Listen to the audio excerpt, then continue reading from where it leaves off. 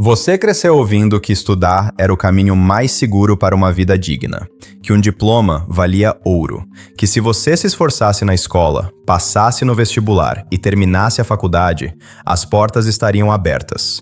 Não todas as portas, mas algumas. O suficiente. Mas quando você chegou lá, algo estava diferente. As salas de aula vazias, os professores exaustos, o diploma desvalorizado. O mercado de trabalho indiferente. E você ficou com a sensação de que seguiu o roteiro certo, mas o filme mudou no meio. Não foi impressão. A educação brasileira mudou profundamente nos últimos 15 anos.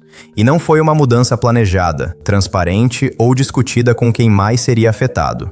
Você. Foi uma mudança estrutural, silenciosa e invisível para quem estava dentro dela. Neste vídeo, vamos mapear, de forma estrutural e sem ilusões, as 3 mudanças invisíveis que alteraram profundamente o que significa estudar, ensinar e obter um diploma no Brasil, e o que isso exige, na prática, de quem ainda está tentando usar a educação como ferramenta de mobilidade. Não é sobre culpa, é sobre clareza. Vamos começar. Primeiro, o que você consegue ver.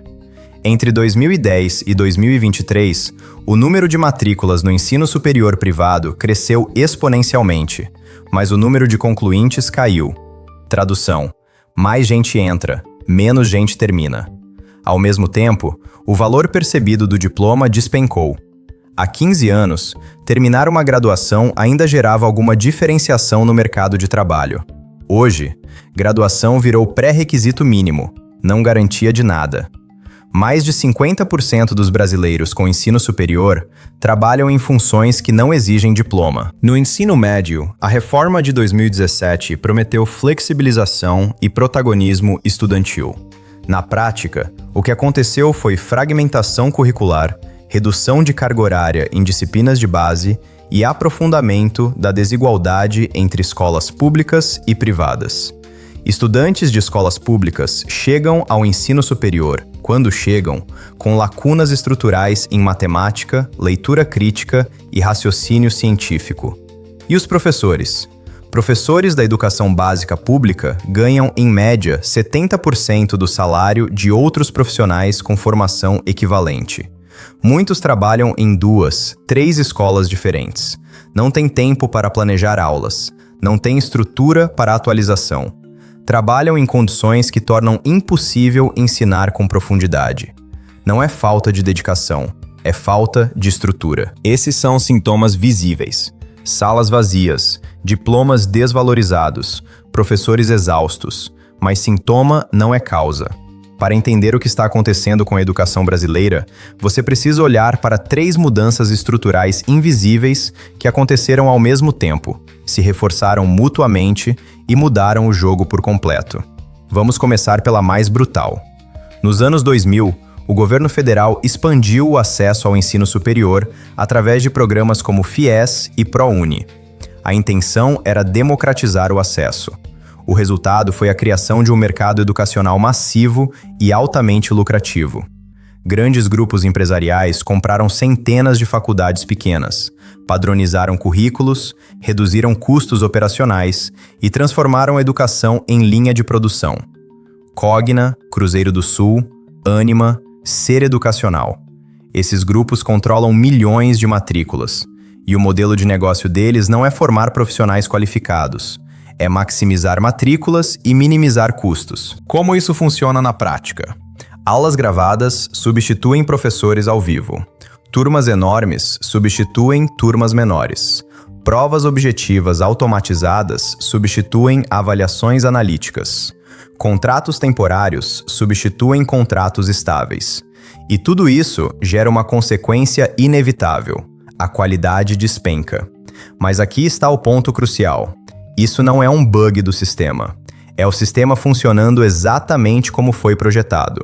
Quando a educação vira mercadoria financeirizada, o incentivo não é formar bem, é formar rápido e barato. E o estudante paga 2 vezes. Primeiro, com mensalidade ou dívida estudantil. Depois, com um diploma que não vale o que prometia. Enquanto isso, as universidades públicas, que ainda mantêm padrão de qualidade superior, foram sistematicamente desfinanciadas. Cortes de verbas, congelamento de concursos, redução de bolsas de pesquisa, precarização de infraestrutura. O resultado é um sistema dual perverso. De um lado, ensino público de qualidade cada vez mais difícil de acessar. De outro, ensino privado massivo, acessível, mas esvaziado de substância. E no meio, milhões de jovens tentando construir o futuro com diplomas que o mercado não reconhece mais como diferencial. Não é sobre meritocracia, é sobre incentivos. Quando o incentivo dominante é lucro de curto prazo, a formação intelectual vira subproduto, não objetivo central. E isso leva à segunda mudança estrutural invisível. A reforma do ensino médio, aprovada em 2017, foi vendida como modernização. Mais autonomia para o estudante, flexibilização curricular, conexão com o mercado de trabalho. Parecia bom, mas vamos traduzir o que aconteceu na prática. Antes da reforma, o ensino médio tinha uma base curricular comum, ainda que limitada, que garantia exposição mínima a matemática, ciências, história, filosofia, literatura. Depois da reforma, essa base foi reduzida drasticamente. No lugar, entraram os chamados itinerários formativos, trilhas opcionais que o aluno poderia escolher de acordo com seu interesse. O problema é que, em escolas públicas, essas trilhas raramente existem de fato. Falta professor, falta infraestrutura, falta diversidade de opções. E o que sobra é uma formação genérica, superficial e fragmentada. Enquanto isso, escolas privadas de elite mantiveram currículos robustos, com carga horária integral em disciplinas de base, preparação aprofundada para vestibulares competitivos e acesso a múltiplas trilhas reais. O que parecia flexibilização virou, na prática, aprofundamento da desigualdade. Estudantes de escolas públicas chegam ao ensino superior, quando chegam, sem domínio de raciocínio lógico-matemático, sem leitura crítica consolidada, sem base científica sólida. E aí entram em faculdades que, como vimos, foram esvaziadas pela financiarização. O resultado é um ciclo de precarização retroalimentado. Ensino médio fragmentado gera entrada deficitária no superior. Ensino superior mercantilizado não compensa essas lacunas. E o diploma final não representa competência real, apenas conclusão formal. Isso não é falha moral dos estudantes, é falha estrutural do sistema. E ela tem consequências práticas brutais. Jovens com diploma, mas sem ferramentas cognitivas para resolver problemas complexos. Jovens endividados, mas sem diferencial competitivo real. Jovens que seguiram o roteiro prometido, mas chegaram a um destino que não reconhecem. E enquanto isso, o discurso oficial continua sendo: estude, se esforce, que você vence. Mas vence como, se a base foi corroída e o topo foi esvaziado? Essa é a segunda mudança invisível. E a terceira completa o mapa. Educação de qualidade depende de professores bem formados, bem remunerados e com condições dignas de trabalho.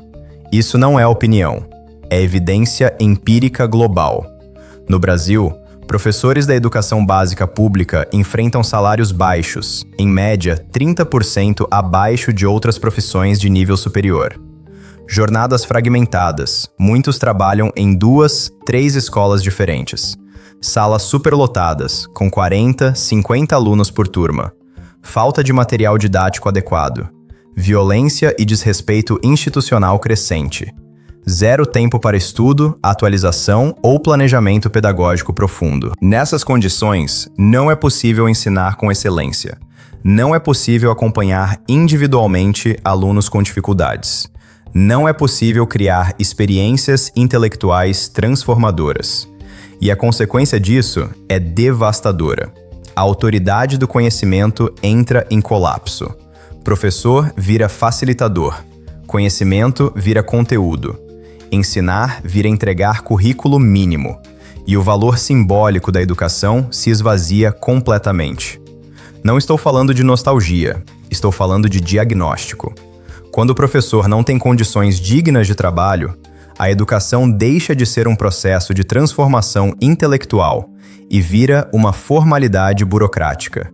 E isso afeta diretamente a qualidade da formação, tanto no ensino médio quanto no superior. No ensino superior privado, a precarização é ainda mais aguda.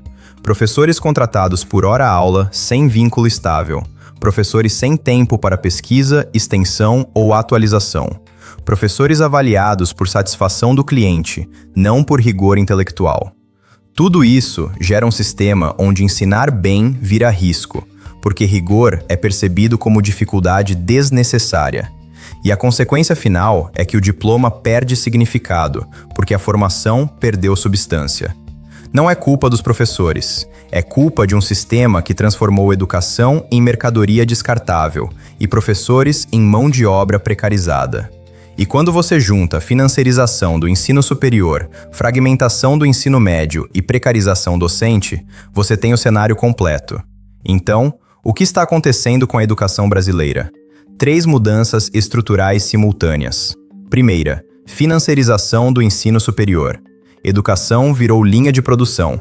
Qualidade virou custo. Diploma virou commodity. Segunda, fragmentação curricular no ensino médio. Formação de base foi corroída. Desigualdade foi aprofundada. Lacunas viraram estruturais. Terceira, precarização docente. Professores sem condições dignas de trabalho.